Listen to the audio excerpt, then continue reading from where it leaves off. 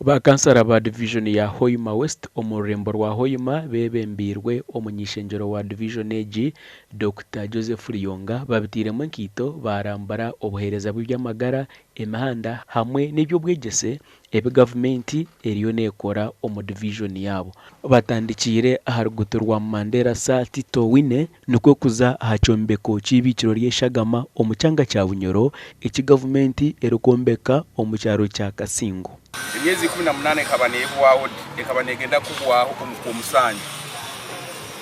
kyonka tukabongezayo abaki twabongeize tubayire nebizibu byo kuhindura elaini za masanyarazi tubayire nebizibu byo kuhindura elaini za maize niko gambebe bikataho ombwire bwa contractor we contractor bamuhaire contract akayijamanyire intebinte bimwe byona bijya kwa tayari actually baragutoba bakatushaba kugira ngo tugumare kayitwikirizana nabo mutugumare mu mwaka gumwe nyino kushemererwa kubamanyisa ngo ebimwareba byona bikozirwe mu myezi 8 kandi emyezi ena esigireyo nemirime sigira kurugirira % bwo twagibagambira ari 85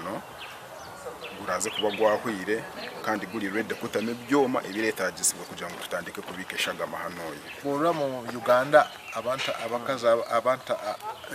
abakaza bafa aba bleeding mu Hoima tutanamba ibiri wikinti maisha tutafuna blood bank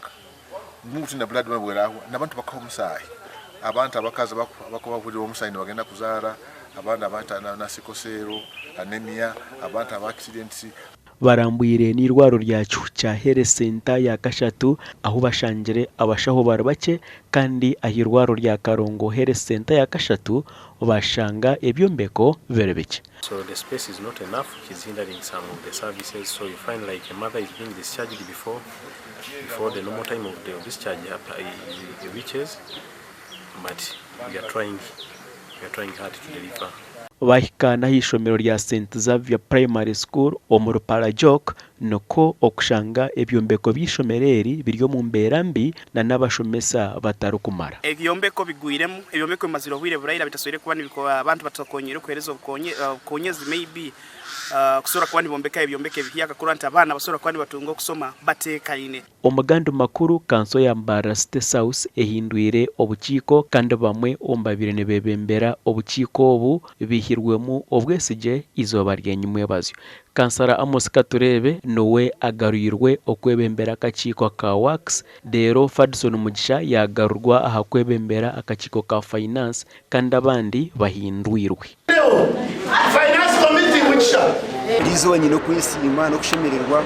abo kuba abantu bagaruka bayongera abantu abo bwesije bangaruraho bakansaraza bambara State South Division kuguma mbe kwatire entebe yabo yobwa cya person kwa Wax committee nenda kama nyambe mbase kubebemberaje akakachiko karimo ibintu bingi byo gukora haruho enshonga nyingi na munonga ezikwatirina na gavumenti yitu ya NRM ezitukwenda ahigura bakuru bije babase kusensitizinga abatuze bitu bambarara mazima nimbaraganisa ngo tuteka kureba ngo biyonzo omurimbara na munongo bwiro bo bunatahiramo twine challenge ya gabeji bari twashomesa abantu bitu bayitegereza icyo bashikora kandi na service providers bitu bakora icyo twabahirira umurimo abatorinwe kwebembera obukiko obu bashabirwe kuba abesugwa kandi bakasya ahabantu bohereza kugira munongo wa Kenguto n'amashomero bona bukiko abako bakakiko Kenguto nguto ziti turije munongo mu bicuka burije turije munonga owe social services turiyo tukarikire kutunga uremezo mutawo n'ujabo akasasuro kugira ngo ubuhinduke no kugira ngo umuntu yari ya finance ashomere bya finance hata zo mu community afune experience mwena abanyembera y'abantu obira ryo mu production rekana waze ombya marwariro obone kumanya amarwariro ngagenda gata agobota kumanya mwena bukiko kuhinduka nekiragiro cya gavumenti kine shonga mwena basasiyenda kubasiba Abeebembezi bino bwesije ngo kuhindura omu bukiko obu nikija kubahweraho munonga omukorwanisa kasasoro ebirekezo bucyango gashakwa Ambrose Nwagaba Katoto na Elias Rutugusa.